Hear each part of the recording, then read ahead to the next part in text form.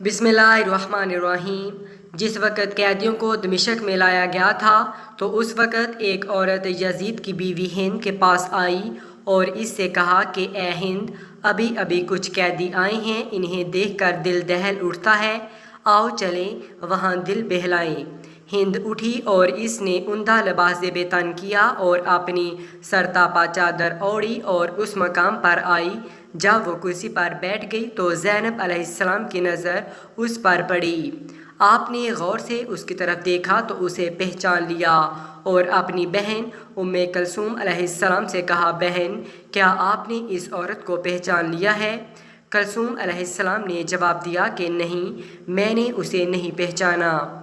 हज़रत ज़ैनब ने फरमाया, ये हमारी कनीज़ हिंद बिनते अब्दुल्ला है जो हमारे घर में काम काज करती थी।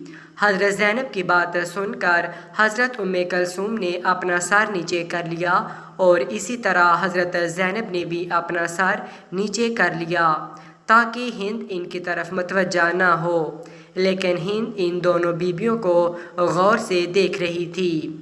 इसने आगे बढ़कर पूछा, आपने आपस में गुफ्तगू करके पुरअसरार तौर पर और ख़ास अंदाज में अपने सर झुका लिए हैं, क्या कोई ख़ास बात है? हज़रत ज़ैनब ने कोई जवाब न दिया और खामोश खड़ी रहीं। हिंद ने फिर पूछा, बहन, आप किस इलाके से हैं? अब हज़रत ज़ैनब खामोश न रह सकीं और फरमाया, हम मदीना के रहने वाले हैं। हिंद ने मदीना मुनव्वरा का नाम सुना तो पूछने लगी, बहन, क्या आप मदीने वालों को जानती हैं? हज़रत ज़ैनब ने फरमाया, आप किन मदीने वालों के बारे में दरियाफ्त करना चाहती हैं? हिंद ने कहा, मैं अपने आका इमाम अली के घराने के मुताल्लिक़ पूछना चाहती हूँ।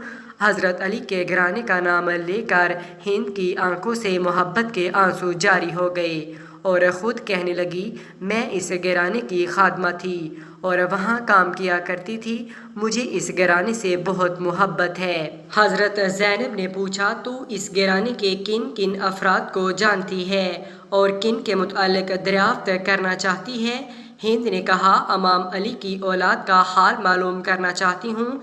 मैं आका हुसैन अलैहिस्सलाम और औलाद हुसैन अलैहिस्सलाम और अली अलैहिस्सलाम की पाकबाज बेटियों का हाल मालूम करना चाहती हूँ। ख़ास तौर पर मैं अपनी आकाज़ादियों हज़रत ज़ैनब और कलसूम की खैरियत दरियाफ्त करना चाहती हूँ और इसी तरह फ़ातिमा-तुज़-ज़हरा की दूसरी औलाद के मुताल्लिक़ मालूम करना चाहती हूँ।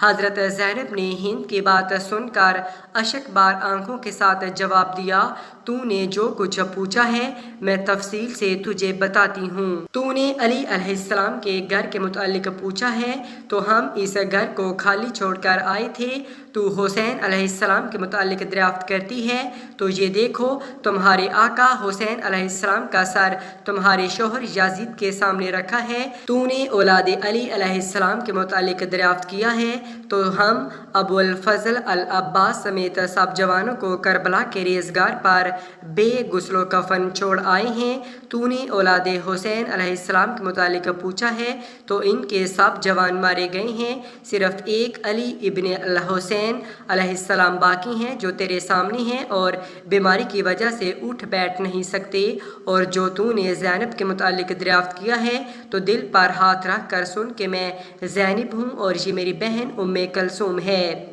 ज़ैनब का दर्दनाक जवाब सुनकर हिंद की चीख निकल गई और मुंह पीट कर कहने लगी, हाय मेरी आकाज़ादी, ये क्या हो गया है? हाय मेरे मौला हुसैन का हाल कैसा है? हाय मेरे मज़लूम आका हुसैन अलैहिस्सलाम, काश मैं इससे पहले आंधी हो जाती और फ़ातिमा अलैहिस्सलाम की बेटियों को इस हाल में ना देखती। रोते रोते हिंद बेकाबू हो गई और एक पत्थर उठाकर अपने सर पर इतने ज़ोर से मारा कि इसका सारा बदन खून खून हो गया और वो गिरा करके बेहोश हो गई।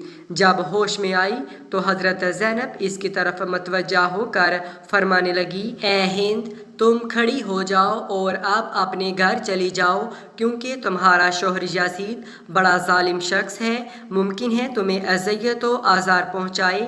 ہم اپنی مصیبت کا وقت گزار لیں گے، ہم یہ نہیں چاہتے کہ ہماری وجہ سے تمہارا سکون تباہ ہو جائے۔ ہند نے جواب دیا کہ خدا مجھے اپنے آقا و مولا حسین علیہ السلام سے زیادہ کوئی چیز عزیز نہیں ہے۔ میری زندگی کا سکون ختم ہو چکا ہے اور اب میں اپنی زندگی کے باقی لمحات اسی طرح روتے ہوئے گزاروں گی۔ اور اے میری آقا زادیوں، میں آپ سے درخواست کرتی ہوں آپ سب میرے گھر آئیں، ورنہ میں بھی آپ کے ساتھ یہیں بیٹھی رہوں گی اور قطعاً اپنے گھر نہیں جاؤں گی۔ یہ کہہ کر ہند اٹھ کھڑی ہوئی اور اپنی چادر اتار کر منہ پیٹتی ہوئی سربراہانہ یزید کے پاس آ گئی۔ یزید اس وقت 700 کرسی نشین بیرون ملک کے سفیروں کے ساتھ بیٹھا ہوا تھا، اپنی تعریف میں محو تھا۔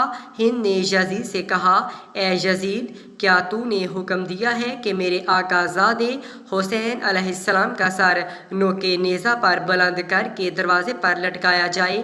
نواسۂ رسول صلی اللہ علیہ وآلہ وسلم کا سر میرے گھر کے دروازے پر۔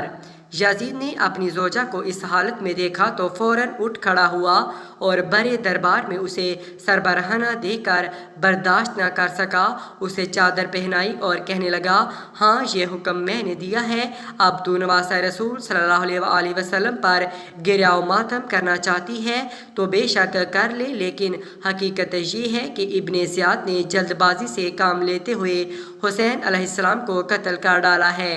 جب یزید نے یہ چاپلوسی، مکر و فریب سے بھرے ہوئے جملے کہہ چکا تو اس وقت اس نے ہند کو چادر اڑائی تو ہند نے کہا، اے یزید، خدا تجھے تباہ و برباد کرے۔ اپنی زوجہ کو بڑے مجمع میں سربراہانہ دیکھ کر تیری غیرت جاگ اٹھی ہے، مگر تو رسول زادیوں کو کھلے عام سربراہانہ کر کے بازاروں اور درباروں میں لایا ہے اور ان کی چادریں چھین کر انہیں نامحرموں کے سامنے لاتے وقت تیری غیرت کہاں گئی تھی؟ وائے ہو اے یزید، وائے!